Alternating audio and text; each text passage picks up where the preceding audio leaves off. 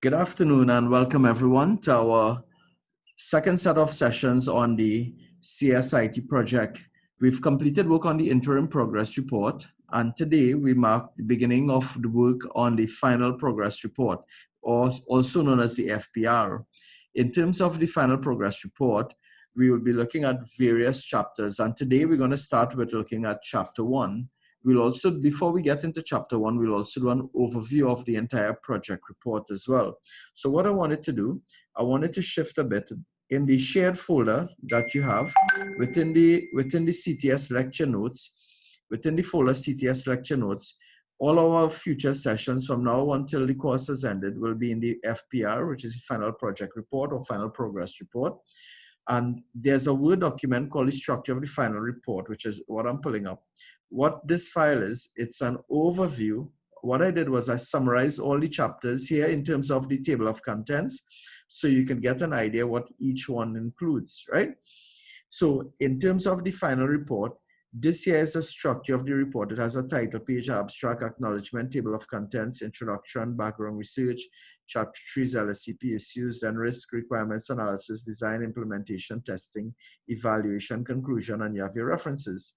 Note that the word count only includes the 10 chapters, right? So your word count is only limited to these 10 chapters, not the others. But what I've done now is for each of these chapters, I went on to show chapter 1, chapter 2, chapter 3, so you can get a high-level overview of what each chapter includes. All right. So this page here, this document here summarizes the overall look of the final project, so you can get at a high level how it looks like. So this is like a sample of the content page, your title page. This is the abstract here. Chapter 1 is your introduction. So you have these chapter 2, chapter 3, etc. And so we go on for each of your various chapters until you're finished. All right, so this is where we will be looking at. Today we're going to work on chapter 1 and chapter 2, right? What you'd find is that if you take a look at this carefully, let me just zoom in a bit, you would realize that you have done a lot of the work already on this project. So for example, in the introduction chapter, every chapter has an introduction which simply tells you what will be covered in the chapter, right? So you already have information on the subject, which is the background information on the project, right? Or the problem. You have your aim already. You have your objectives you've done from previous, you've done your objectives in the IPR, the aim and objectives in your IPR, they were in your progress report in the project planning module. So you've done these several times. You've done project plans several times, including recently in the IPR as well. And then you have a summary of the chapters. So this is new, but everything else in here you already have. So what you're doing is simply copying and pasting and start filling this out. In today's class, after I complete these two, I'm going to start with you in building your final report. So instead of just leaving it for you to when you're ready, we're going to create a blank document. We're going to copy these things here, and you're going to start filling in these using previous stuff that you've already done. Then for your background research, you are using your background research. You're adding an introduction to it, and you're using a background research from your project planning module. That background research was over 1,000 words. You're using that background research here, especially if you got a good mark for it. So my group from last semester, each of you got in the 70s to the 90s in your background research. So each of you just reuse it here by adding an introduction, and you're just slightly modifying your original introduction from project planning module. Okay. And if you didn't have a proper background research before, and you did one in your IPR, you could use the one in your IPR. But for students who did project planning last semester or the semester before that, you would have had a separate assignment called background research. My recommendation is to use that assignment for this whole chapter. And based on that, if you do that, you already have your first 2 chapters completed. If you look at the others, LSCP, have you guys completed LSCP already in the past?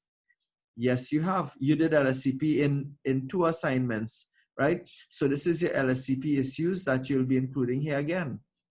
Then for risk, this whole chapter on risk here is what you would have done in your project planning module. In project planning for your project proposal, you had a section called risk.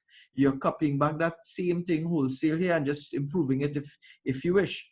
Right? For the design chapter, for chapter 5 requirements analysis, The process of producing the requirements, you briefly mentioned that in in IPR, you'll improve that. Personas, did we do personas before? So this would be new for us. Personas are new, but the requirements, we did the requirements in that previous class. So you already have your requirements. UML diagrams are new, right? Information architecture and activity diagram are new. But the hardest part here, the most amount of work, is requirements, which you've already done, right? Next, design. You've already done database design, your backend. You've already done ER diagram. You've done the normalization. You've done your logical model. Data dictionary is the only new item here. In the application design, you already have your storyboard or your low fidelity prototype, and we've even added on the interactive prototype, which is not listed here. So you already have a lot of these here. You're just adding a few things over here now. In terms of the implementation chapter, so really from requirements is where new stuff are being added on. So you have done work here, you have done work here, and you have done some work here in the implementation from the IPR. So you're extending these, and then eventually these are all new chapters for you. So if you really look at what you've already done, you've done quite a bit of this already. So it's just to start putting them together. All right. So that's what we're going to focus on in today's class. So let's move back now to our slides. And to our slides, we're looking at the chapter 1, which is the introductory chapter. But before we get straight into the introductory chapter, I will first do an overview of the assignment, and then we'll get into the introductory chapter. So this assignment, this lecture note is twofold here. One, it serves as the an overview of the final project, and then it gets into the chapter 1. We start with chapter 1. Our word for today is about setting our minds higher. Sometimes when you look towards the future, sometimes you don't see how things will rise higher, or how we will rise higher, fulfill our destiny. And that's because we often look at things in the earthly or the natural realm. Sometimes we need to set our minds higher. We need to set our minds on things above. And once we do, we'll start seeing things from a whole different perspective. The scripture says that we walk by faith and not by sight. In other words, we have to believe it before we ever going to see it. And when we set our minds high and we walk by faith, we'll see things God's way. But when we walk by what we see in the natural, we can easily allow circumstances and fear to keep us from moving forward. So today I'm encouraging you to make the decision to set your minds on things above. Focus on the good things that God has in store for you. Be determined to close the door on fear and doubt, and to listen to that inner prompting of God. And as you walk and live by faith, you will see His promises come to pass, and you'll move forward into the destiny He has prepared for you. There are many wonderful things in store for each and every one of us, guys. So in terms of this session, we'll cover 3 things.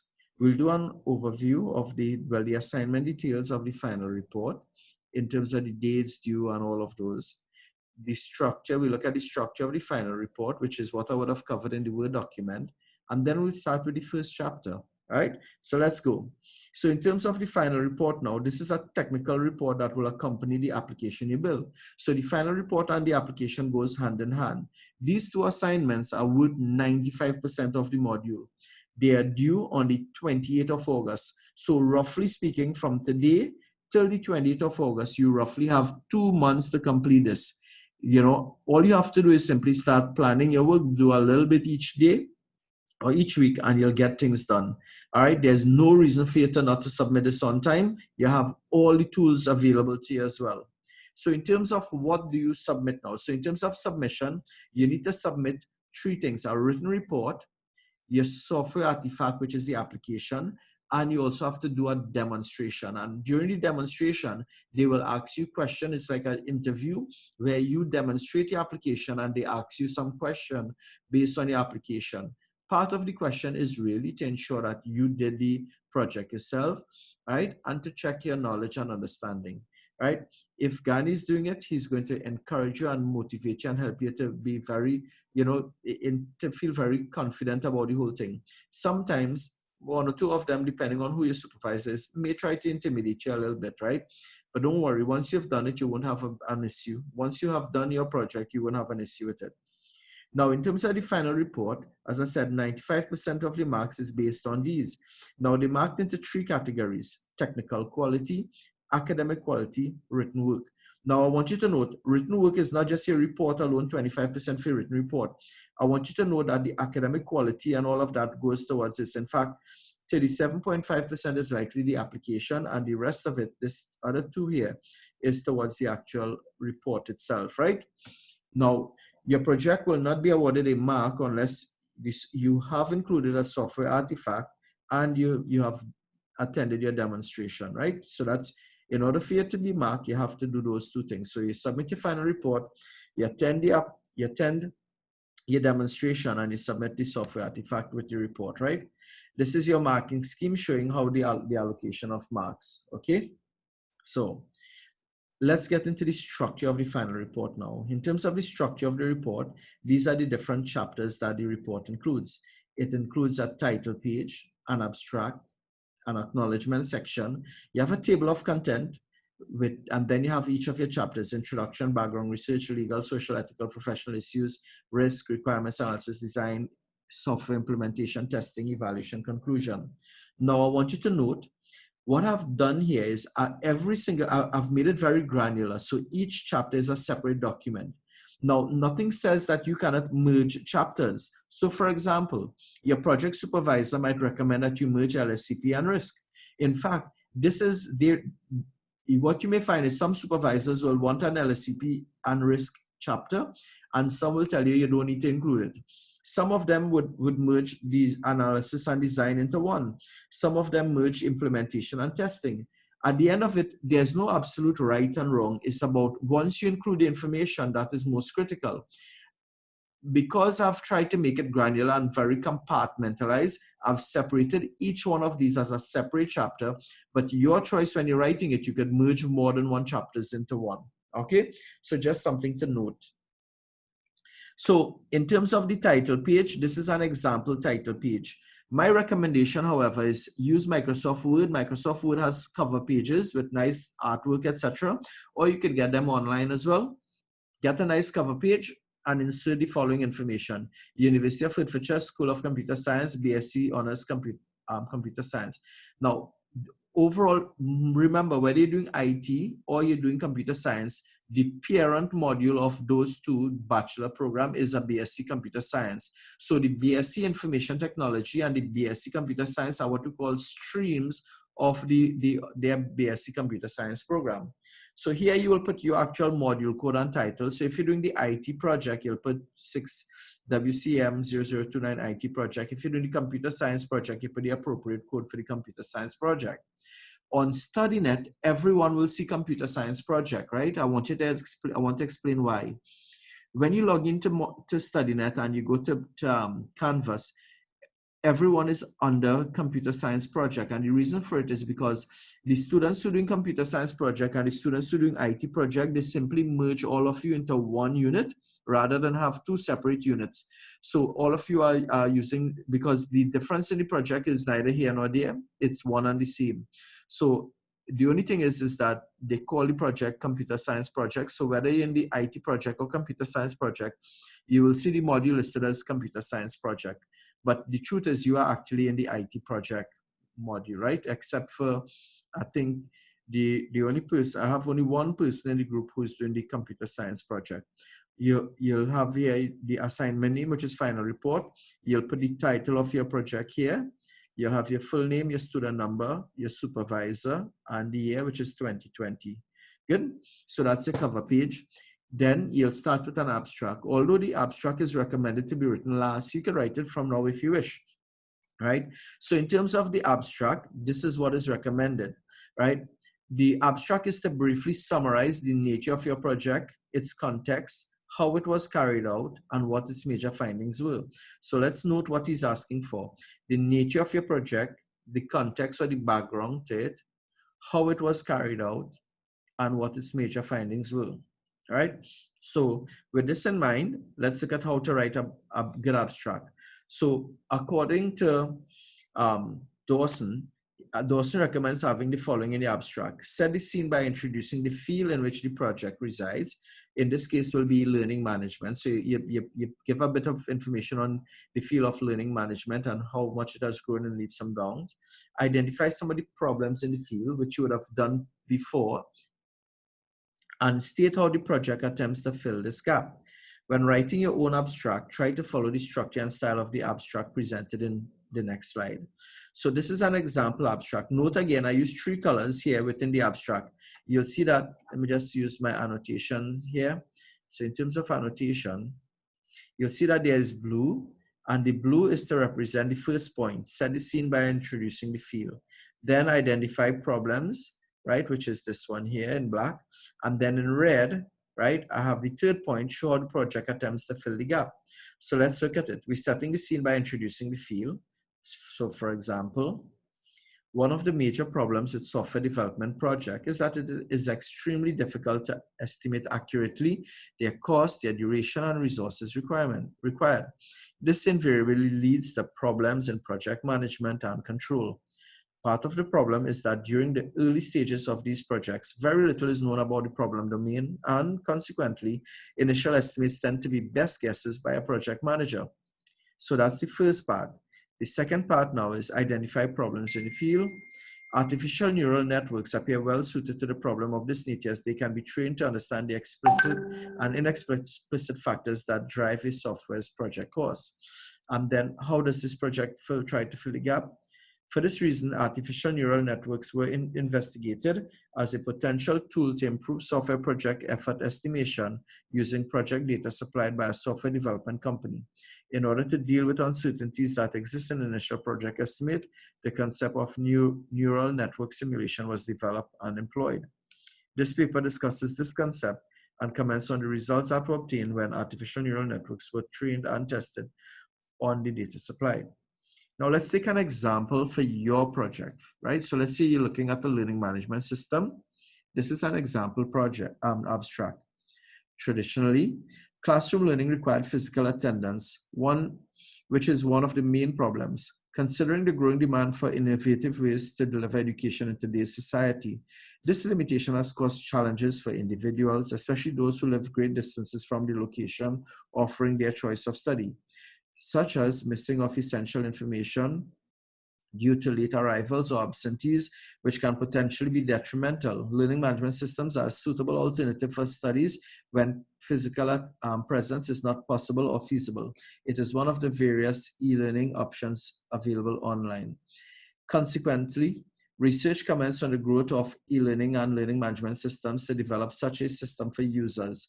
This paper gives information on benefits and limitations of learning management system and features for enhancements such as assessment system, gamification, and recommender system. It outlines the issues that can lead to litigation, ethical problems, upset within society, and professional dilemmas, such as well as identifies the risk in this project. Additionally, it demonstrates the design, implementation, test, and evaluation phases of the project, explaining methods used and steps taken. Method used to devise the design of the artifact included developing personas, creating use case diagrams, sketches, and finally developing wireframes and prototype. These were used in the implementation phase to ensure the inclusion of all the requirements so that the system provides a good user experience. The artifact was then tested to see if it functions as it should. The assessment concluded with most of the requirements implemented, working appropriately, and providing a platform that users can utilize to pursue their online education. This paper concludes with the discussion of results, findings, and objectives completed, and finally an evaluation of the entire project, including an appraisal of methodologies used, project planning skills, and an assessment of the artifact. So this is an example of an abstract. It was written by a student. There are quite a few grammatical errors in it as well, but overall it does a good job of answering the questions outlined earlier on in terms of what an abstract should include, right? Now, my recommendation for you when you are writing your abstract is simply to follow the guide in terms of these are the things you're looking at here. And for each of these, try to apply these to your project. Of course, you may find this here being helpful as it guides you in terms of what are some of the things you could consider including. Note the abstract is not included in the word count, right? Acknowledgement. Acknowledgement is something that's more personal, and therefore it is meant for you to give thanks to those who may have assisted. Now, please note the following when writing academic acknowledgement. According to the guide by the university, right? Ideally, the acknowledgement is for you to acknowledge the people organizations and companies who you wish to thank for helping you with your project. Now, they expect that these are people who are directly related to your project, who directly influence your project. So what they mean by that is it could be like a module leader, someone who teaches you, someone who assists, like Marcus, etc. Right? Ideally, it should not be friends, relatives, right, who motivate and encourage you. That's according to what they're saying, right? It's not really about friends, relatives, God, organization, and others that have only indirected in your or influence you in the project.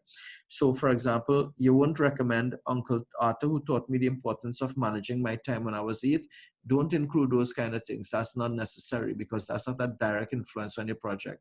So the acknowledgement really are for those who directly influence the actual project, right? So such as developing code, guiding, directly related to the project, etc. But again, it's not for marks. This is yours. If you want to thank God, if you want to thank your wife, your husband, your mom, your parents, whatever, it's totally up to you. This is your acknowledgements. All right? Okay.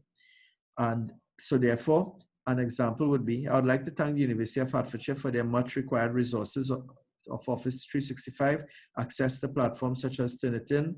Of course, this is written by students, so Turnitin is incorrectly put, and Jose's service, which were invaluable to the successful completion of this project and report. I'd also like to thank my project supervisor, Mr. Gani Nashi, for providing the necessary support and encouragement in the self-directed learning, distance learning course. His contribution has enhanced my writing and thinking skills and produced great results in the face of adversity. Cool. So that's an example. All right. Next is the table of contents, which would list the chapters and headings, right? So in terms of the table of contents, please note the following. If using Microsoft Word, the headings and table of contents, my recommendation is within Microsoft Word, use like heading 1, heading 2, etc. to generate your table of contents, okay? So this is an example of a table of contents. So notice you have the heading 1, heading 2, etc., right? Okay. And in terms of the chapters, these are the various chapters we look at, okay? So let's take a look at how the chapters are related, right? So you can see a connection between them. Now, ideally, the conclusion and the introduction are related because in the introduction, you talk about the aim and objectives of the project, and when you conclude, you'll have to discuss if you're able to achieve those, right? Your literature review is also would have done background research in areas, so your conclusion will also help to draw if your literature review, in terms of the influence of literature review on your work. The requirements analysis will influence design, but also the requirements will also be testing. Now, this is a diagram I took from StudyNet. There is no testing chapter, but to me, requirements and testing go hand in hand. And similarly, design and evaluation go hand in hand. And I'll explain those to you when we actually start the design chapter. You'll see design and evaluation go hand in hand, because when you're testing the requirements. And when you're evaluating the design. That's why those two go hand in hand.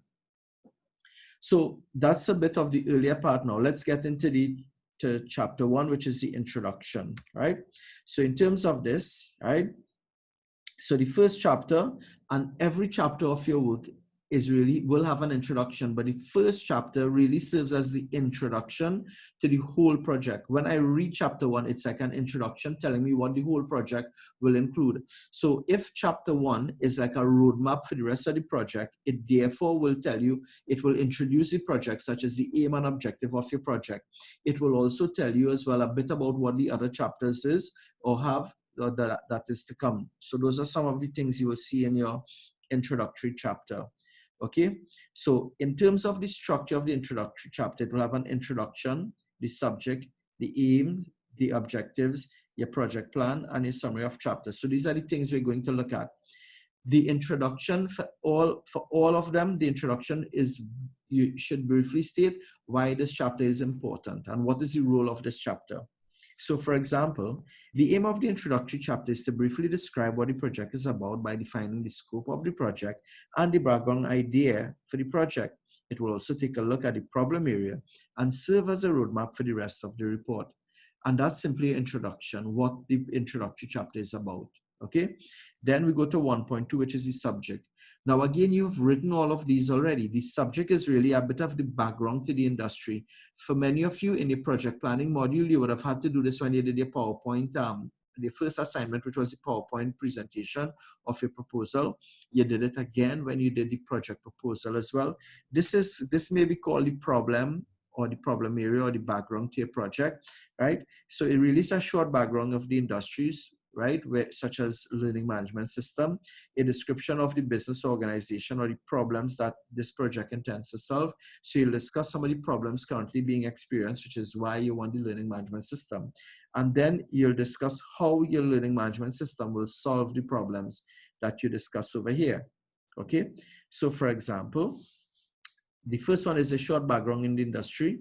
With the implementation of GATE, tertiary education has become more affordable. Many persons are now able to access undergraduate and postgraduate degree programs. With a limited set of jobs available and even larger pool of applicants, those who are better qualified and trained will always have the upper hand. This has led to an increase in the demand for training programs.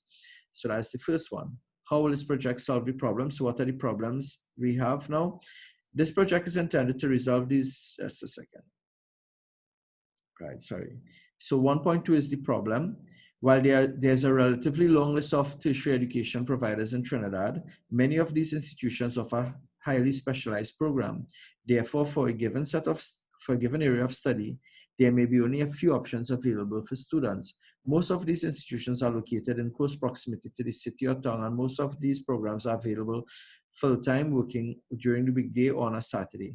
For students who are parents or involved in other activities or who work a shift system, the class times are not always flexible to the students' needs. Additionally, for students who live in remote areas, they may have to travel a long distance to get to their class. Also, all students enrolled in class are learning at the same pace regardless of their learning ability. So I've identified several different areas here. And the next part now is how your learning management system will solve these. So this project is intended to resolve these issues by developing a learning management system that can be accessible from anywhere at any time. Therefore, working persons are not inhibited by their hours of work, while students who live in remote locations can easily access the LMS from the comfort of their homes or local coffee shops without having to travel for lengthy periods. The learning management system will allow users to learn at their own pace and in their own time. Slow learners no longer need to feel intimidated by faster learners. The inclusion of gamification techniques will encourage user participation and is intended to reduce the attrition rate that is common in many online programs. The system can be employed by any education provider to broaden the range of programs they offer by including online courses. Then you get into your aim. Now, these things you've covered before, so I'm not going to spend much time on it. All of you should have an aim, and the aim has two parts. The application you're going to build, and it should have the advanced features such as learning analytics, gamification, e-assessment, etc. So you have your core and your advanced, you have the application as well as the advanced features in your aim. So it's very clear from the beginning what your aim is. After you've done the aim now, your next part is the objectives. And again, your project objectives. This is like the third or fourth time we are touching project objectives. So you start off briefly with how you went about with the objectives or what they are. Weaver suggests that objectives should be things that must be done in order to achieve the aim of the project.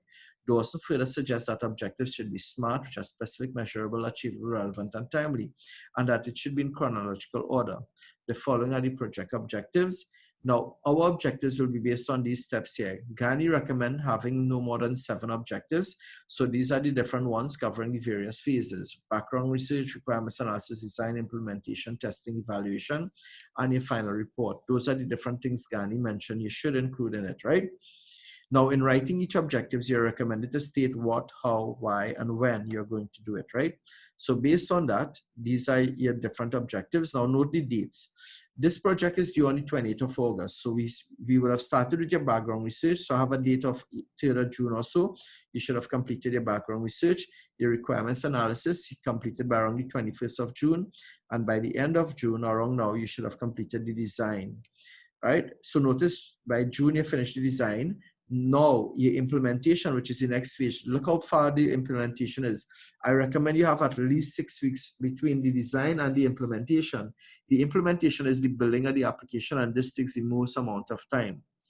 Testing is done maybe a week later after implementing. You have testing, evaluation a few days after, And of course, you complete your final report or compile your final report by the 20th of August, which gives you ample time now, because remember the deadline, it is 20th August. So you have 8 days between now and then. So if any emergency happens, you still have some lag time in this year. So this is your objectives. Then you go to your project plan. Now again, your project plan is something we've beaten several times. We've covered project plan over and over, at least 4 times already in the units, right? So in terms of your project plan, what you're focusing on here is these things here. In writing about your project plan, indicate the importance of project planning to your assignment, indicate briefly how you went about creating the plan, indicate how you included risk management by finishing earlier, right? So you have lag time. Indicate the software tool for developing your project plan. Conclude that project management is not static, but it's ongoing. And an example is included here, right? I won't read through everything, but you have the examples here to read at your leisure, right? So that's your project plan, and you will insert a picture of your project plan in here as well, all right? Then after your project plan, the last thing in chapter 1 is a summary of the chapters. And in terms of your summary of the chapter, these are the different chapters here, right? And when you're doing a summary, start your summary with chapter 2. There's no sense including chapter 1 because you already covered chapter 1. So an example summary will be chapter 2, background research. This chapter contains the necessary justification and purpose in creating a successful e-learning application through secondary research. LSCP, this section pursues the discussion on all the legal, social, ethical, and professional issues surrounding the project and its implementation. In essence, it identifies and ensures that the application is being built within lawful standards to ensure that the end user is protected. Chapter 4 is risk. This section analyzes and includes all the possible hazards, threats, and dangers surrounding the development of the application. It also discusses all the relevant consequences assigned and essentially set ways to mitigate against the negative. And then requirements analysis, design, implementation, testing, evaluation, conclusion. A small bit is written about each of these chapters. All right. Now, so we've completed chapter 1, and we're going to go to chapter 2. But what I want to do, I want to take a small pause at this point, and I want us to start here, because the reason is I've often found in the past, I would have completed these, and you would have completed a lot of it from various assignments, but it takes a long while before you guys get started with writing a final report. So what I want to do is to change the mindset, right? Because I've found that even if you take what you have done before in all the other assignments from the project planning and the IPR, and you lumped it, and you submit only that, you didn't complete the rest, and you only submit that, you could ideally line up already with a bare pass in the module, assuming you submit your the artifact as well. So what I want us to do, guys, if it's all right with you, right? I want you guys now to get open Microsoft Word, and also I want you to open, so using Microsoft Word, you're also going to use the just one second, let me just pull up the files here. So I want to show you what you're going to use. So you're starting a blank Word document, and I also want you, if you don't mind, go to the shared drive, and in the shared drive, I want you to go to FPR, and inside of FPR, you'll see this file, CSIT project structure of the final report. If you could open that for me, please, and we're going to start an exercise together. So you're opening a blank Microsoft Word file, and you're also opening the structure of the final report. We'll start with those two, right? So you just have about a minute to get that done. We're going to work on this together, and I'd like everyone to participate in the exercise, please.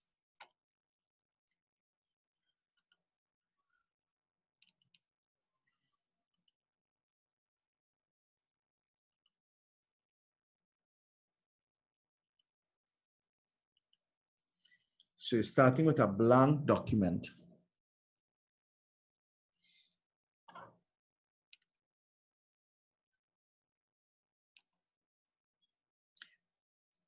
I'm trusting all of you are working along with me.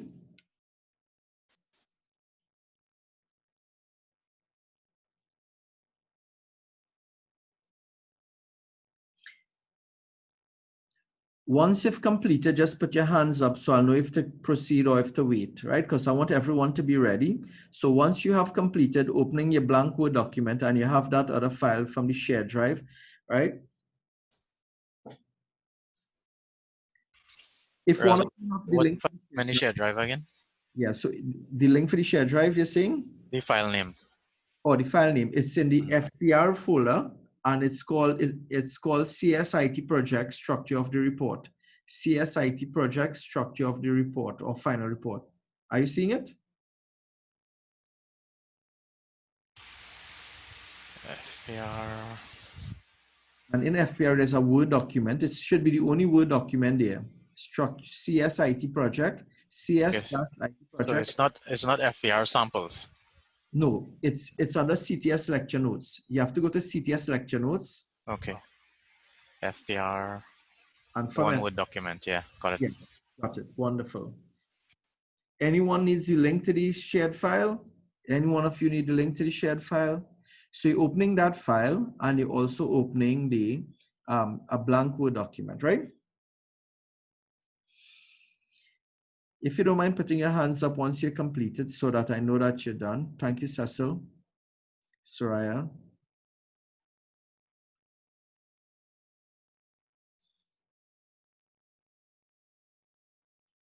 You could leave your hands up and all when you've done. So Soraya, if you finish, you could leave your hands up so that to ensure. Thank you.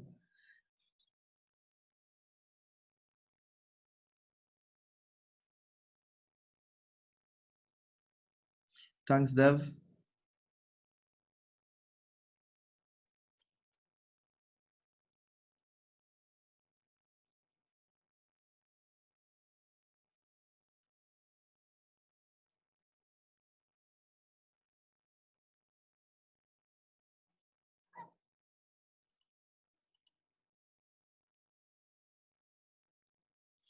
No problem. So Crystal has hers done, right? So she mentioned in the chat, she has hers done, right? So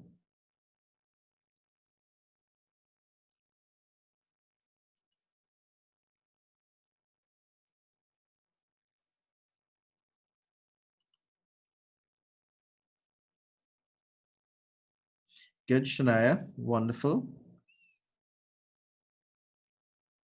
If you can't raise your hand, but you could just put in the chat, you could just message me in the chat if you've done it as well. Very good.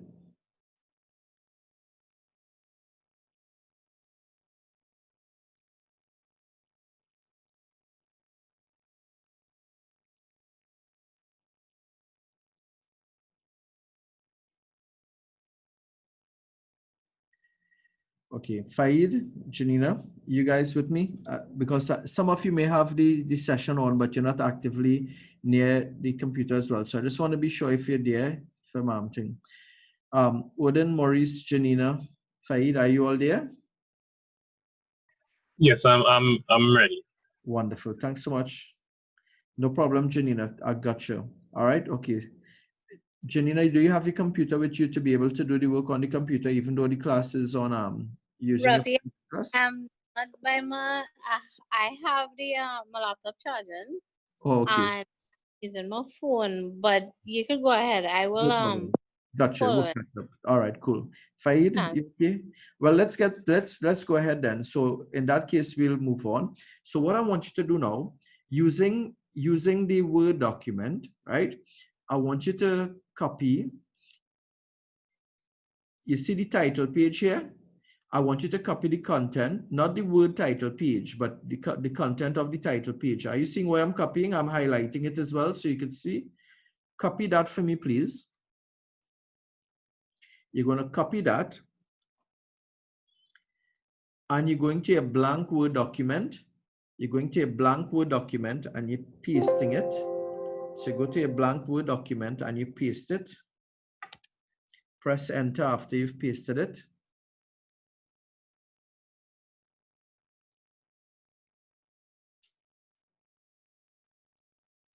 Good. All right. Now, what I want, we're going to make some subtle changes.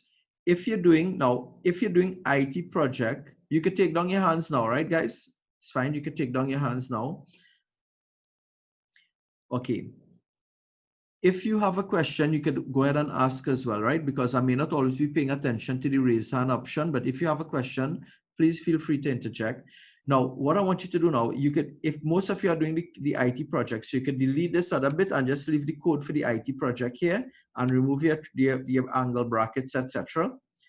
And you could insert the title of your project. Well, we'll do this after because, right, so I'll leave the title of your project as outstanding because we have to get that somewhere. Put in your name. So fill in your name in the meantime. All right, I'll just make up a student number.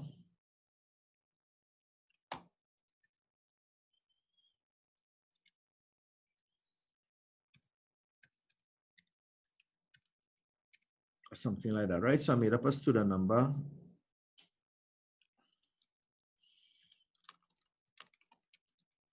Let's say Gandhi Nashi is it.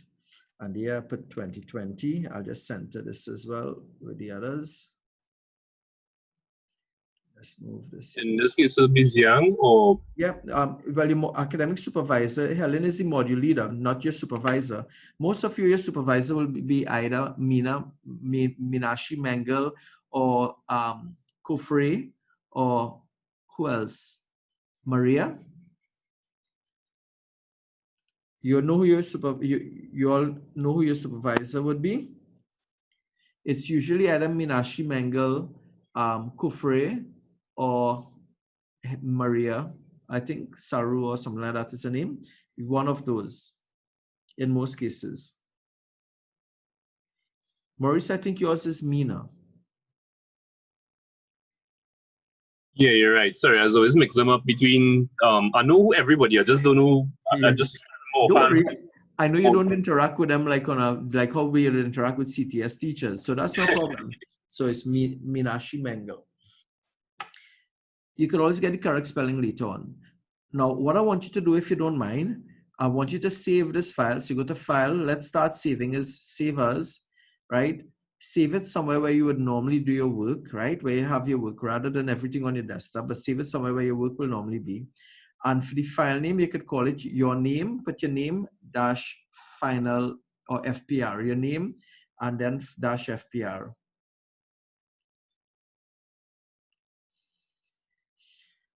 Okay, so I'll just store mine's save as.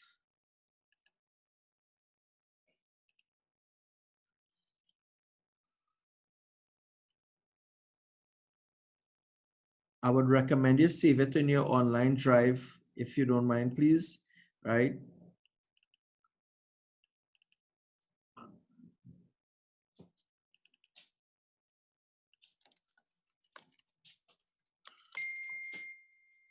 Right, so I just call it Ravi Raghunath FPR.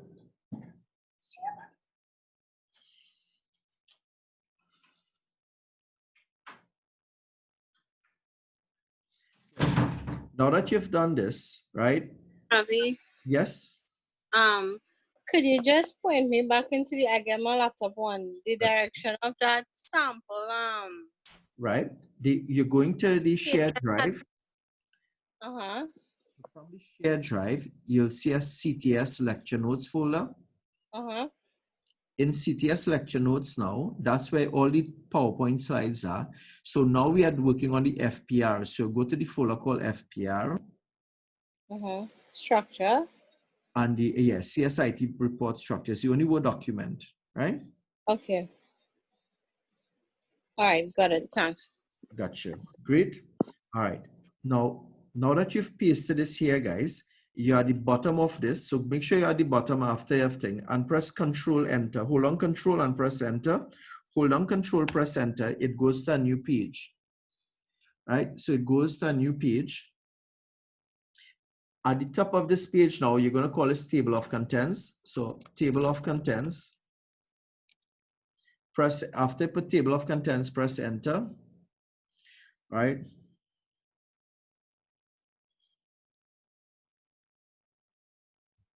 So far, you have your cover page here. And of course, you could work on formatting this so it's more centered and you can add some background stuff and things to it, right?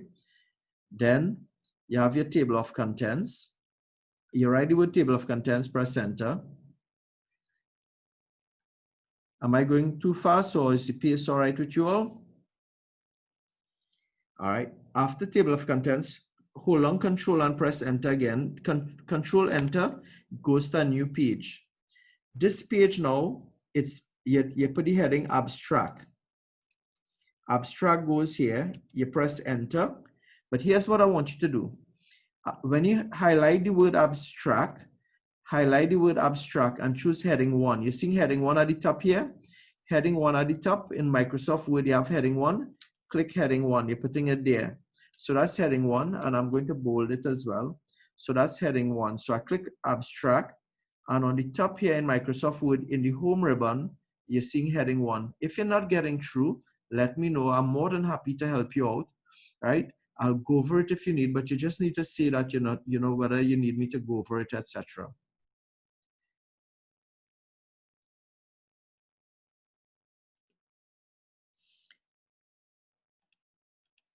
All right. Okay, you okay with your abstract so far, right? You have your abstract there.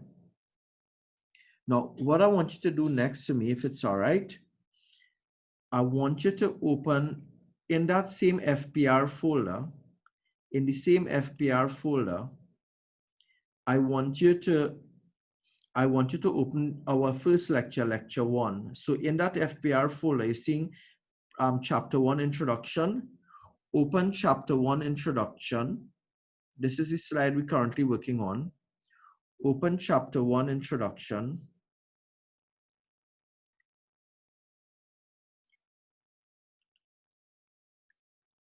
When you open it,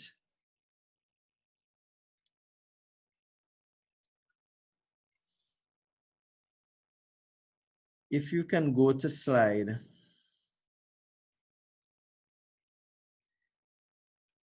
15, go to slide 15.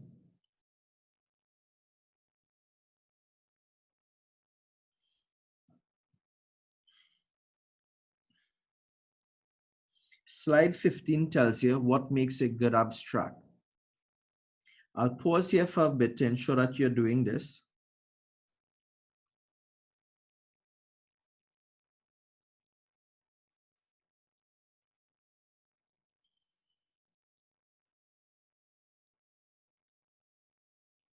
Having done so, could you copy the content of the slide, like the body of the slide, the 3 points?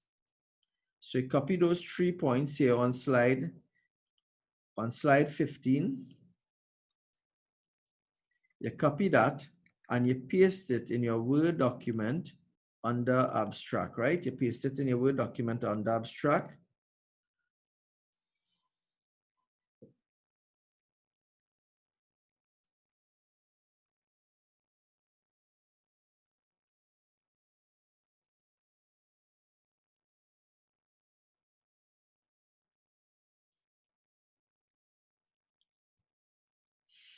Are you guys good so far? Yeah, following with you. All right.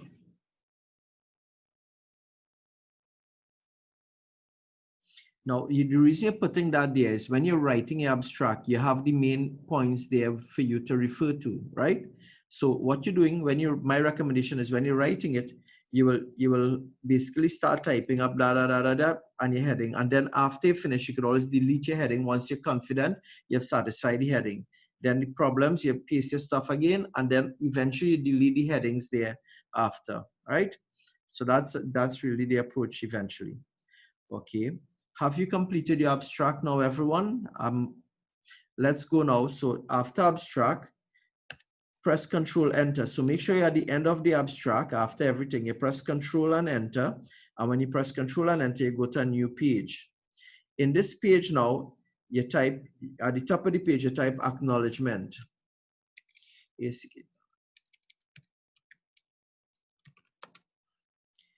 type acknowledgement and press Enter. So you type acknowledgement, then press Enter.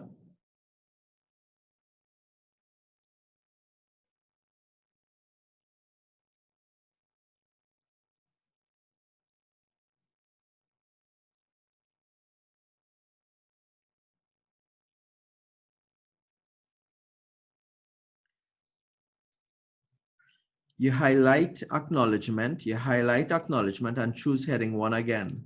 You highlight acknowledgement, you choose heading 1 again. So when you choose heading 1, it changes the style. And of course, you could click bold if you wish to make it bold. So that's your acknowledgement, right? So we're using the headings in Microsoft Word.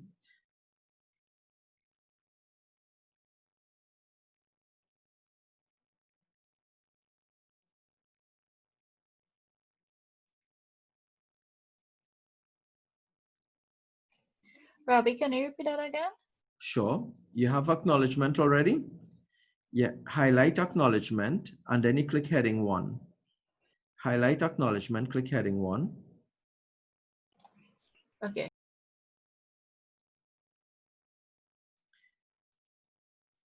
After you've done that, you go back to your slide, it's in same lecture 1. And for the acknowledgement, you just need a little guidance on it, right? By the way, this should have been in blue because this is an example. I supposed to put this in blue.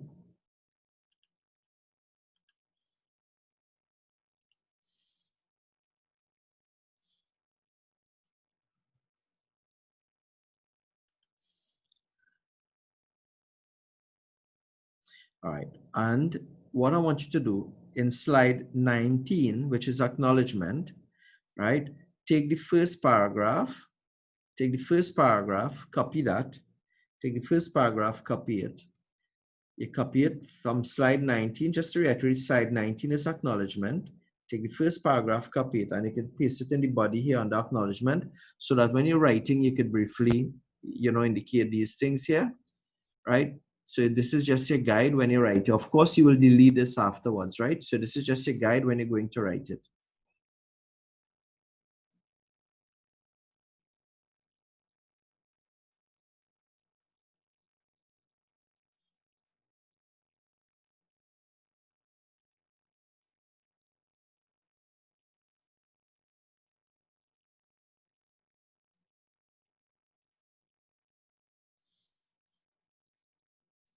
I hope you're not typing it. You could just copy and paste, right? Just copy and paste. All right. Again, at the bottom of acknowledgement, now you press Control Enter. Control Enter, so you go to a new page. And on the new page now, here's what I want you to do. For this new page, chapter 1 starts here. So for chapter 1, if you want, you can either take it from this file here, but just to note that this Word document here may not always be the most updated because it may vary slightly. So if you want, you can either take it from here, or you can take it from the PowerPoint slides. And in PowerPoint slide, where I have the what is included in chapter 1. So the chapter 1, like notice it's over here, right? It's over here as well. So your choice. Okay, so let's say we're taking it from the Word document, from this file here. So I copy this here, chapter 1 introduction, right? And I copy all of this under here in chapter 1, right? So I copy all of that, and I go to my new page here, and I paste it. So if you can do that for me.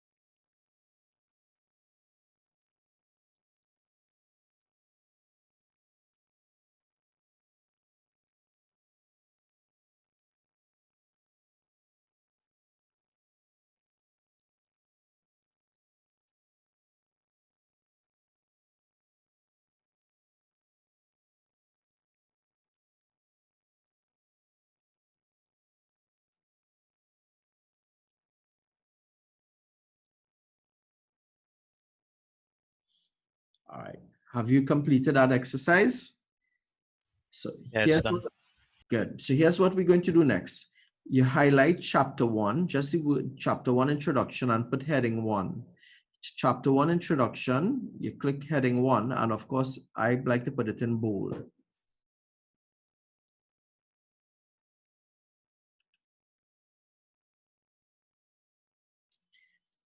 And what I'm doing now, after I'm separating each of the points by a bit more space because I have to put content underneath them, right? So each of them, I just put a bit of space.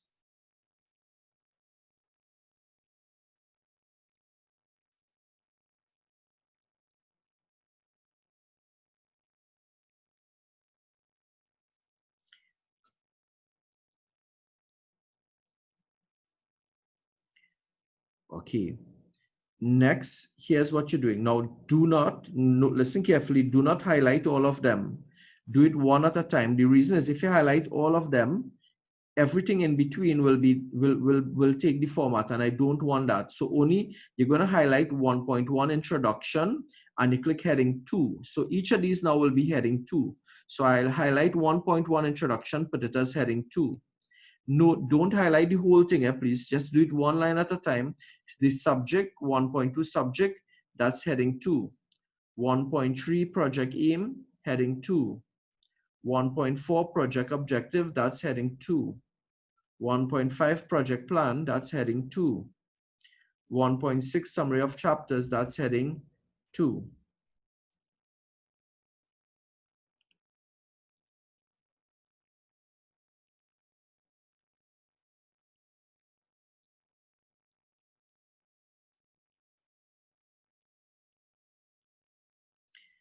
All right, I'm going to save my file in the meantime. So I click save to save the file.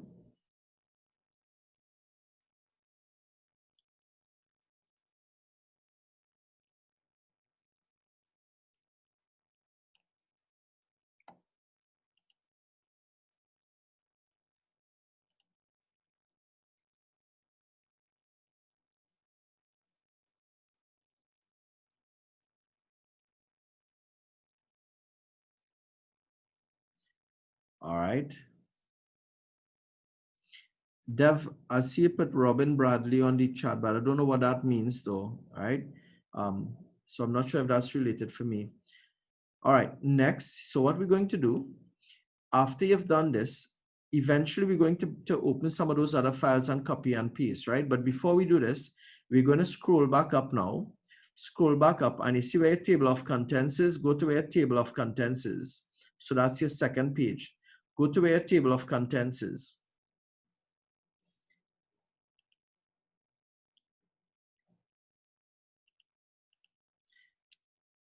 Sorry, let me just make sure this is on another page. Right, so where your table of contents is, are you all there? Table of contents? Yeah. Good. Yeah. Go in your menu, go to references. In your menu, you're seeing references. In your menu in Microsoft Word, you have file, home, insert, etc. Go to references. And under references to the very left, you should see table of contents. Now, I'm not sure if we all have the same version, but you should find table of contents somewhere there.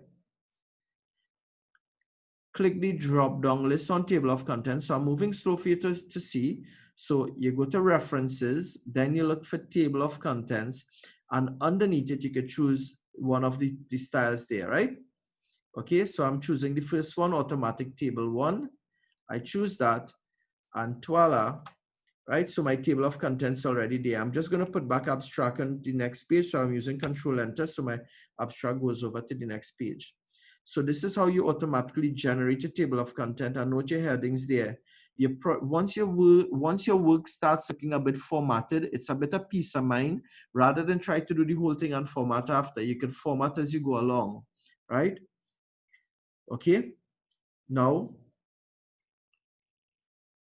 oh, by the way, if it goes on a new page, no problem. I'm just going to delete this word here, table of contents, because the reason I'm deleting the word table of contents here is because when I generate my table of contents, it comes with the word contents, right? So you don't have to worry. So this is now my page 2. So this is my page 1. And of course I could space this out a lot more, etc. Your choice. Page 2 is my table of contents. Page 3 is for my abstract. Page 4 is my acknowledgement. Page 5 is my chapter 1. All right, I'm saving my work. Now, what you're going to do, all right, Now, you may not have your introduction quite yet for the first chapter. So for your first chapter under introduction, you're going back to the PowerPoint slide. You're going back to the PowerPoint slide and you go to slide 33. You go to slide 33, which has an example introduction. You go to slide 33.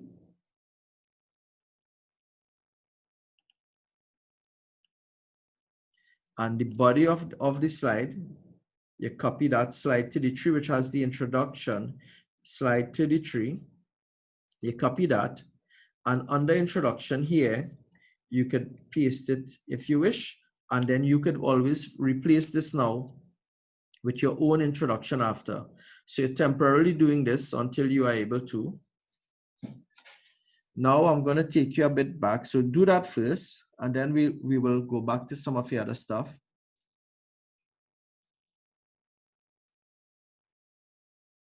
All right, next. For your subject, you can either go back to your IPR, or you can go not to the IPR slides, your actual IPR or your project proposal. So either your IPR or project proposal, both of them will have this information. It may not always be called the subject, it may call the problem domain or problem description, etc.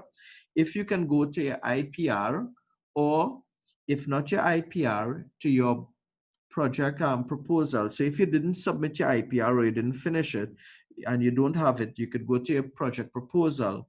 And in your project proposal, we would have covered the subject. The subject is the background to your project. It's about the problem that exists, etc. So if you can find that and paste it in here. Can you go to that file and find it and paste it in here? In my case, I will pull it from my slides, right? Because I didn't do an IPR, but I will pull it from my slides instead.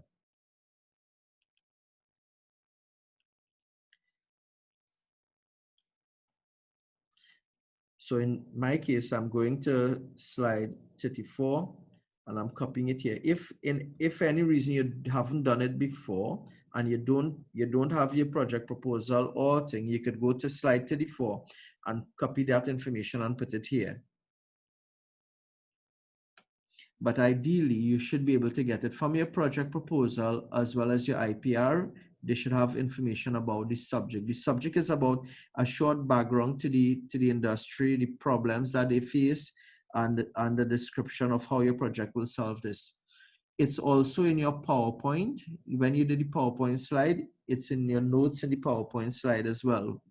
Your PowerPoint slide, meaning your first assignment in project planning was a PowerPoint presentation that you had to do called the project critique. It's also there as well, but you may have better documented it in your project proposal. If you can get it from your project proposal and paste it in here instead, right? I'm putting this because I don't have a project proposal, right? I'm not writing the proposal, I'm just doing the slides. You guys would have written it, paste it here for me, please. The same with your aim. Your aim, if you could take the aim either from your project proposal or your IPR, whichever one has listed it better, paste your aims and objectives as well, please. Your aims go here, your objective goes here. And for your project plan, you can use the project plan again from your IPR. From your IPR would have had the most recent plan, you could paste it in from here. So you're pasting those things that you've already done in here.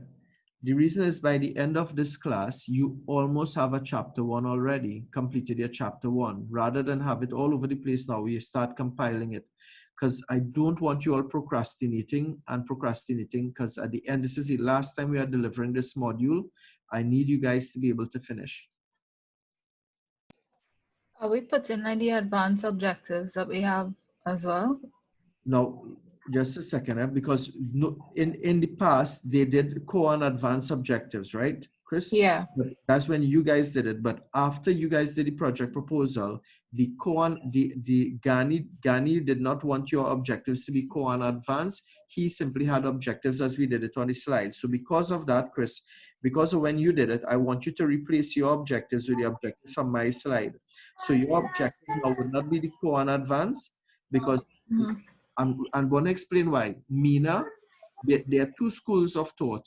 Early on, when Helen and they were more involved in delivering the module, and Ghani and they did not exist, they had core and advanced objectives. When Ghani came into being, Ghani said there's nothing called such as advanced objectives. So he scrapped that whole thing with core and advanced objectives, and he came up with the project objectives as being what we have here on the slide. So he came up with these as the project objectives. So the students who did project proposal from the older days, right, they would have had core and advanced objectives for the project objectives. And Ghani and Mina now, they scrap that whole thing. So they will, when they're critiquing your work, they'll tell you, don't do away with that. So last semester, we had the same issue where Mina, the students who did it previously, Mina would have critique it and say, no, you don't have core and advanced objectives for your project objectives. So your project objectives would be as in slide, let me just get it. You could copy from for your objectives. Look at slide 44. It starts with 44, the item in blue. You're copying this here. And of course, you'll have to change it. So that's your objectives. You're starting with this here in 44. And then you're continuing on slide 40. From 44, you go to 47, right? And you're copying from 47 and 48. Of course, the only thing is you'll have to reword it. 47 and 48. And this is how they want you to do your objectives. So I will suggest you take this approach to doing your objectives, your project objectives.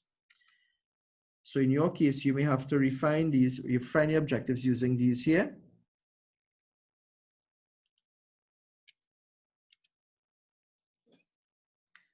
But the items in bold, like background research, you keep those, but you're just using the how, what, why, when kind of thing and replacing the other words a bit. The dates, you could play the dates, you could keep the dates, but you could just change it by a day or two. Either bring one forward by a day or two, or backward by a day or two. But the main thing is you have to finish this before the 28th of August. And the implementation, this chapter, between design and implementation, you should skip after design at least 6 weeks before you finish implement, right? So the gap, this too has the biggest gap because implementation is the building of the application. This is going to take up the most amount of time, right? Of course, you have your aim as well. You get your aim and stuff from the past.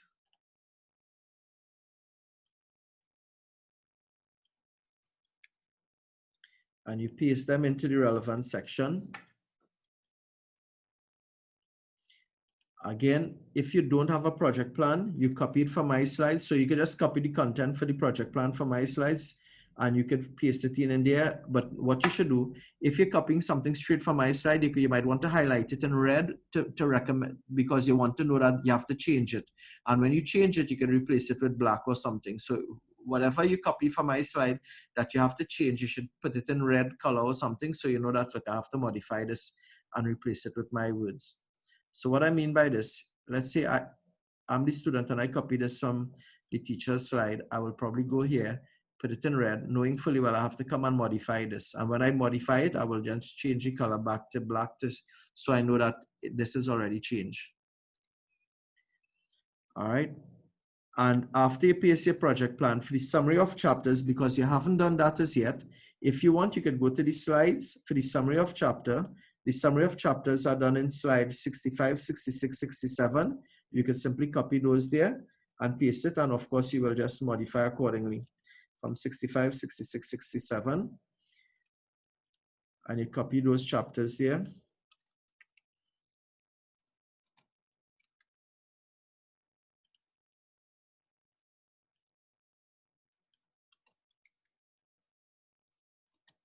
So you've completed your chapter. Your first draft of your chapter 1, you save your work.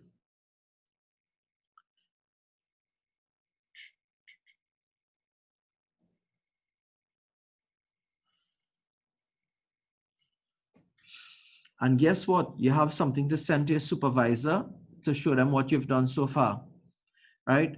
Because remember, you always want to impress your supervisor. So what I'd recommend now, having done this and you tidy it up a bit now, you send it for your supervisors, your draft of chapter 1, right?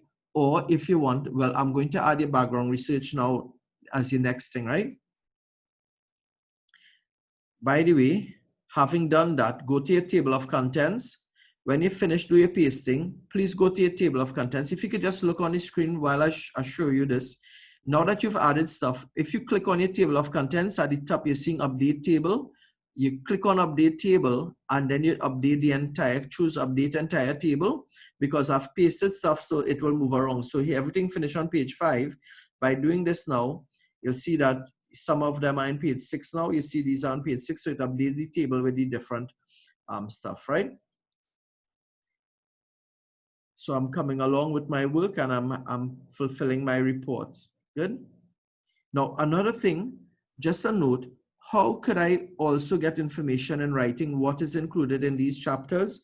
All you have to do to write your background research or your LSCP, etc., apart from looking at this, you could just look at the guide, look at what is covered in the guide, and it gives you a bit of information about the chapter, what will be covered. So like, let's say risk. In just looking at the table of contents of risk, you could simply say in the risk chapter, we look at the risks that the project face. We will identify the risk, do an analysis of the various risks, look at ways of handling the risk, and also controlling risk for the project. And that's basically it's an overview of what will be covered in the chapter. Let's look at the requirements. If you have to write the chapter for requirements, meaning that in chapter 1, you have to give a summary of what the chapter will contain, right? So in chapter 1, the last thing is a summary of the chapter. So for, let's say we're doing requirements analysis. You could look at this here and say the requirements analysis will look at the process of producing the requirements. It will also take a look at personas, the actual functional and non-functional requirements, as well as look at UML diagrams, information architecture, and include an activity diagram. I've just simply worded this in the form of a paragraph, and that is simply what you're putting. Good. So that is the shortcut to summarizing a chapter. So just simply use that.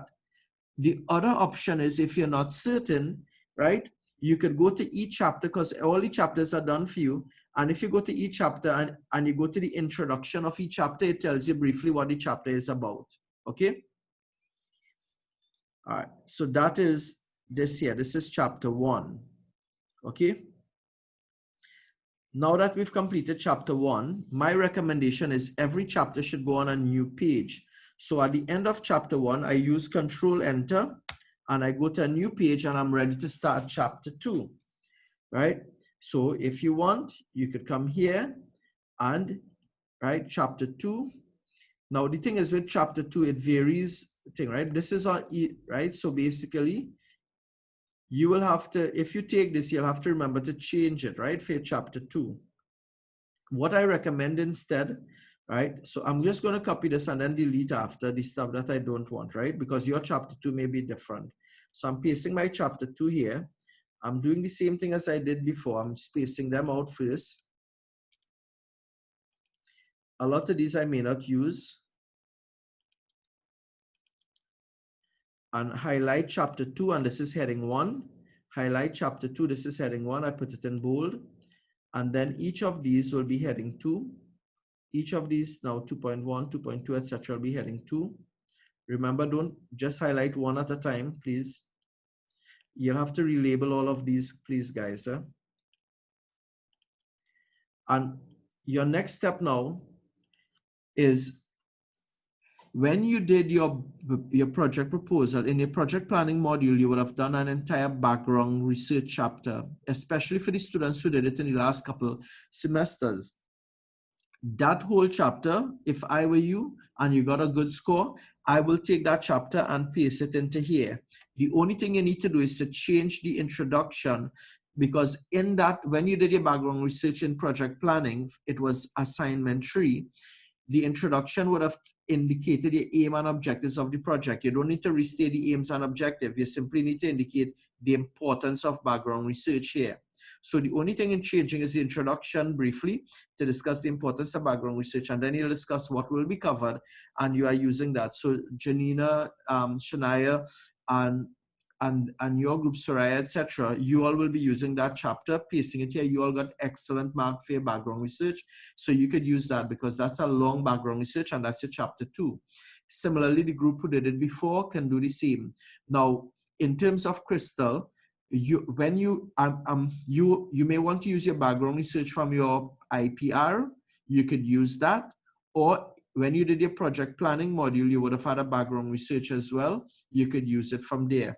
But if your topic change and you're now doing learning management, initially, if you weren't doing learning management before, then you have to do a new background research on learning management. So the recommendation in that case will be to take it from your IPR. So if, again, worst case, you take it from the IPR, you put it here. However, if you did the project planning module last semester or the semester before, an entire assignment, which was assignment 3, was based on your background research, my recommendation is take that chapter on background research and use it here instead. The only thing you need to tweak is just the introduction part of it. And we would have had 2 chapters completed already in your final report. Okay? So you save, you go back here now to your table of contents and look at how the table, and you keep doing this each time. You update back your table of contents here, right? Now, so you come here, you click at the top, you click update table, update entire table. So you'll see background research is added now and it's unfolding nicely, right? The only thing is you see here, there's a bigger space here than over here. So what we may have to do when you go to here, you may just have to press tab, go by there and press tab a little bit for each one, right?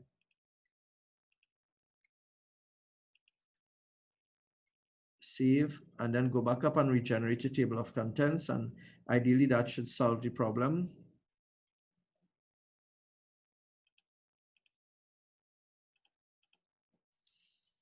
Yep, it did, right?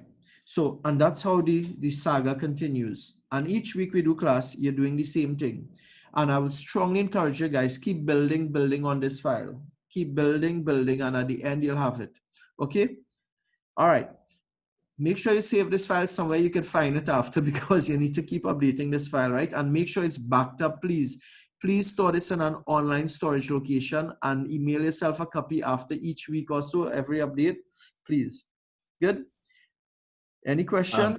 Ravi, Yeah. in the briefing, it said that the table of contents should be only 1 page, but this looks like it's going to be more than 1 page. And it's not a problem because I have almost all student table of content have multiple pages. So don't even worry about it, because even me and they have Gani speaking to Gani about that. Gani said that's not an issue and don't let it even be an issue. Right? Okay. Yeah. Okay. So what we're going to do next, I'm going now to do the background research for you guys. But as I said, the background research is a rehash of all things you've done already, guys. So in terms of this, for me, the good news about this is that I feel as though we've started your final report already and you're on your way to creating your final report. So it's important that you guys don't just stop here, continue working on this as well, right? Unfortunately, I should have been doing this more often in previous class because many students waited too long to just get started, and you realize you already have a lot of the content. And the same thing you do for the other chapters, and you paste the stuff you already did in the relevant sections. All right, let's move on. So I'm closing chapter 1 now. I'm going on to chapter 2. So I'm doing 2 chapters per class, by the way, right? So I'm doing 2 chapters per class. And so the reason is that although we have 8 weeks, there are 10 chapters. If I do 2 chapters per class, after 5 sessions, we would have completed all the chapters, which will give you 3 additional weeks to complete your write-up, tidy up, etc. Okay, so that's the intent. Now, for the background research, I'm not going to spend, it's 67 slides, but I'm not going to spend too much time on them because everything here we have covered before. This is the same background research you did when we did the IPR. This is the same background research we did when we did the background research chapter. Now, what I'd recommend is, in terms of this slide, if you already have a good background research already, then there are 2 different background research slides that I have. One that follows Ghani's new school of thought and one that follows the old school of thought that they had. My recommendation is, if you already have your background research that you did well in the project planning module for assignment 3, simply use back that and improve and enhance it. If not, you could follow the slides, which was the same ones used in the interim progress report. So let's just run through now in terms of this lecture on background research. So for your background research, right, our word today is about transforming obstacles, and there are many obstacles in our life every day. Sometimes we are the obstacle, sometimes other people may be the obstacles, but in life, is life an obstacle course? Sometimes it might feel like it. If you join the military, you'll be sent around an obstacle course of increasing degrees of difficulty. And why? Why these increasing degrees of difficulty? Because it's to increase your strength and your stamina and to expand your creative capacity under strain.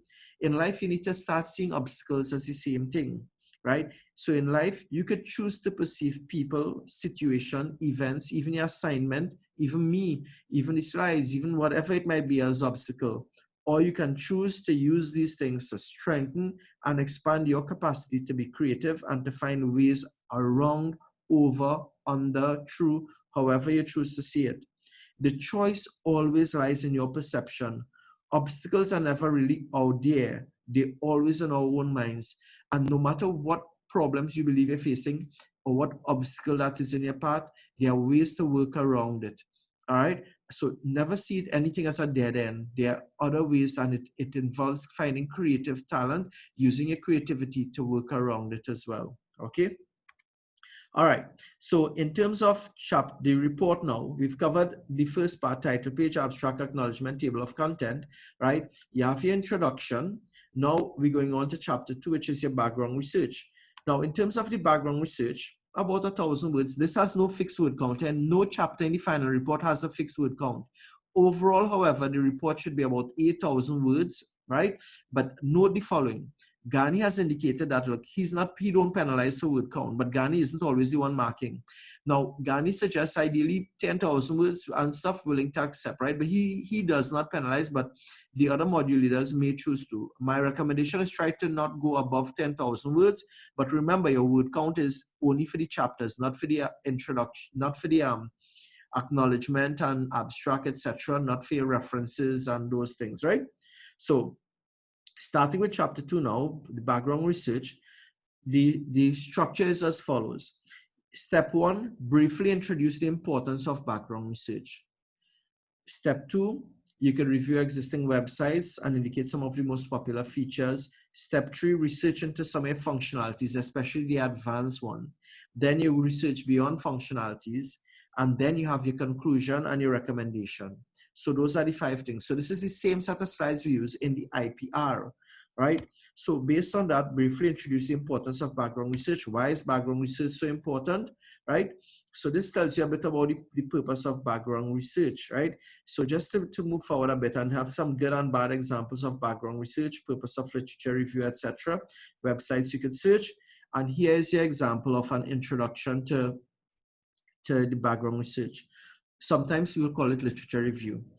The literature review plays a pivotal role in understanding the problem domain. This includes researching, discussing, analyzing, and evaluating a topic within the project, and it will be used to inform the next stages of the project, including design and implementation phases.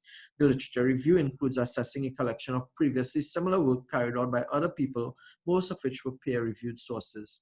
So that's your introduction to the chapter. And then now you start reviewing websites, etc. Now, please note, we did it differently in assignment 3 of literature review. So if you want to stick with that, that's fine because you have a good mark if you did. If, however, you didn't do it, you could choose to follow this if you wish. So now you go to review existing websites on learning management system and indicate some of the most popular features. So you'll mention the websites that you visited, right?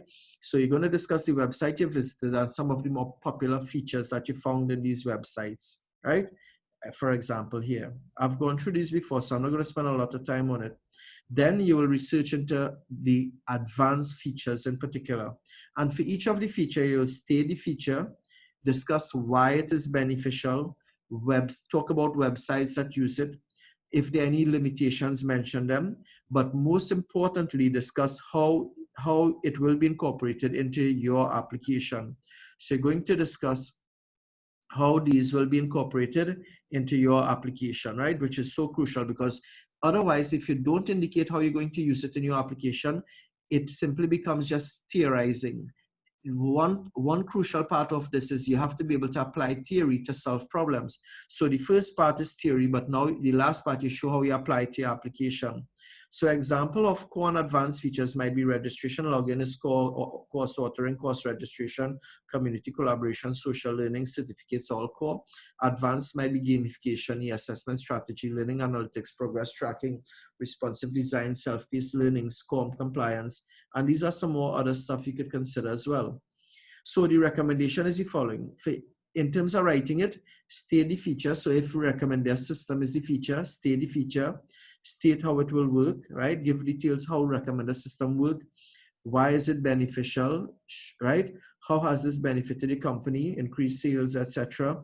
State any limitations or disadvantage of it. Discuss a few websites that use it, particularly learning management if you want, and how it will be incorporated into yours. So this is an example here. Recommender systems are being increasingly used by many e-commerce sites to increase sales by recommending products to consumers. Recommender systems can convert browsers into buyers, improve cross-selling, right? By recommending additional items which can increase consumer order, and by increasing consumer loyalty. The recommender system works by recommending products to consumers by looking at past buying patterns to predict future buying patterns. While there are several approaches to implementing recommender systems, Rabami suggests that collaborative filtering, which builds a database of preferences of products by consumers, as being one of the best algorithms.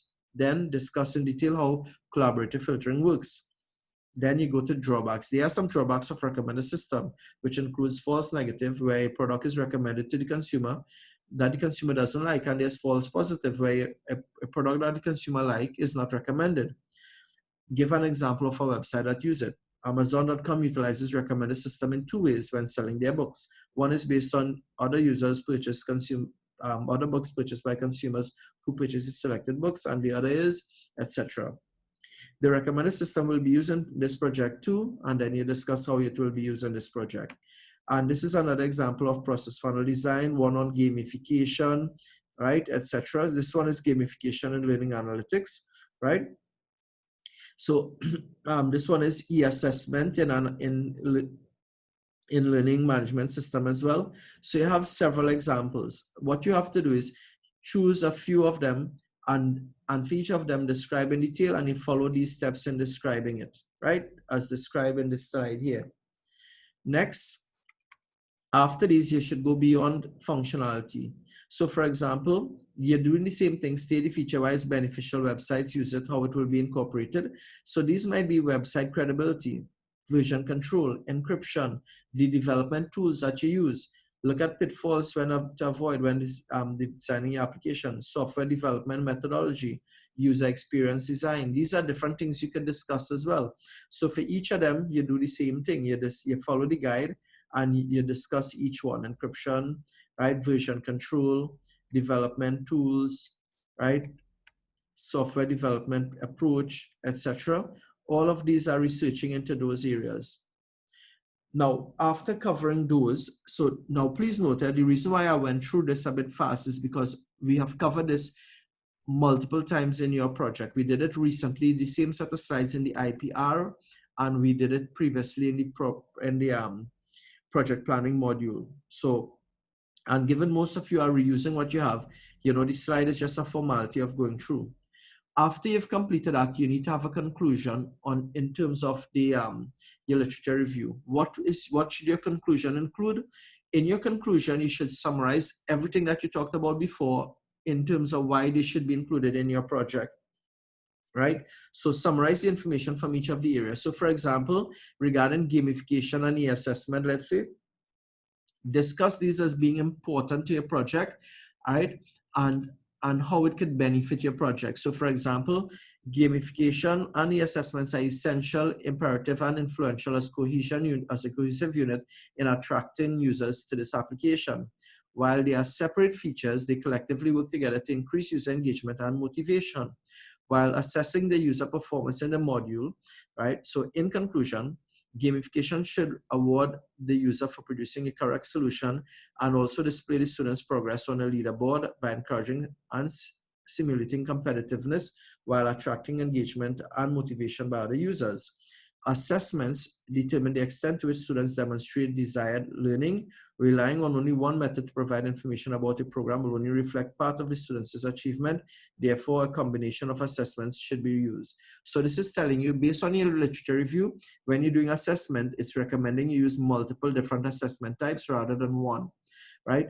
For gamification, it suggests gamification can be beneficial as well, so you should consider using it such as leaderboard, etc. And that's what the conclusion does. What the recommendation does. So the conclusion is about why these things are important to your project, right? Why they should be included. And recommendation section is how it will be included. How would you include gamification? How will you include assessment? So for example, a recommendation would be, now notice, recommendation tells you how it will be included, right? So the goal of this project is to build a learning management system that can enhance user experience while curbing some of the common challenges of existing learning management system where the failure rate of assessments are high and the non-completion rate is also high. So based on the literature review conducted, the following recommendations will be implemented. So that's what this is about. What will be implemented in the LMS? So how will you implement objective testing or testing now? It says objective testing will be used to provide instant feedback to users. Now, objective testing is like multiple choice, right? Each lesson will have a pre-test, which will serve as a diagnostic assessment, and a post-test, which will serve as a summative assessment. To skip the current lesson, a pre-test score of 80% must be obtained, while a post-test of 60 or more is required to move to the next lesson. Self-assessment allows the learners to retake tests and learn from mistakes. So basically, this is saying self-assessment will be incorporated in the project where students can retake tests, etc. And you keep adding other points. And these are points which tells you how you're going to incorporate it, or right, how gamification will be implemented in the project, how this will be done. We're not looking at coding and how to code it. We're looking at, there are many different ways e-assessments could be applied. There are different types of assessment, and you are saying specifically how the ones that you will be using here, right? So this is another one as well, right? Of telling you how you will do quizzes as well. Okay, all right. And that basically brings us to the conclusion of your background research. So briefly introduce the importance of background research, review existing websites, indicate more popular one, research into the functionalities, and several of them, you follow the steps of writing them. Same for beyond functionalities such as version control, etc. You describe them. You do your conclusion about why these are important, right? And then the recommendation is how they will be implemented in the application. And that's it. And we've completed our 2 chapters, right, based on these. So what's in plan for the next set of weeks now? So now that we've completed these, next week we will be looking at LSCP issues. Now, by the way, you'll see 2 background research, right? The one I use is the chapter 2 background research, not the one with the year, but your choice if you wish to use the other, because at the end, they all produce a background research. Next week, we'll do LSCP and risk. And guess what? You've already done those 2 things already, LSCP and risk. Then we will do requirements analysis, design in the 3rd week, and then implementation testing in the 4th week, and evaluation conclusion in the 5th week. And that will conclude our lecturing class for the final project. So that's how we'll be doing it, 2 chapters per week. Any question before we close off, guys? Not from me. No problem. I want to encourage you guys to continue working on the FPR. Please continue from where we left off. Please start compiling your stuff. And what you do now is every week, if you wish, release a chapter to Mina, advising her what you've done and what you're working on, right? So in terms of what you've done, you did chapter 1, you're working on chapter 2, and then what you do now, you also indicate what aspects of the application you've completed. So you're providing updates, whether it's Mina or Maria or whoever it is, right, Kufre, etc. You provide weekly updates on what you'll be working on and sending them your chapters as you go along as well. If they could review a chapter, that's so much better, because they are the ones who are going to mark your work. So it's really important that you have their blessing as well in terms of your work. All right. So can we also copy you in it? Yeah, definitely. You could send it to me and you could also send it to them, right? Okay. Naturally, they will take precedence, right? In terms of their feedback. But I will also assist.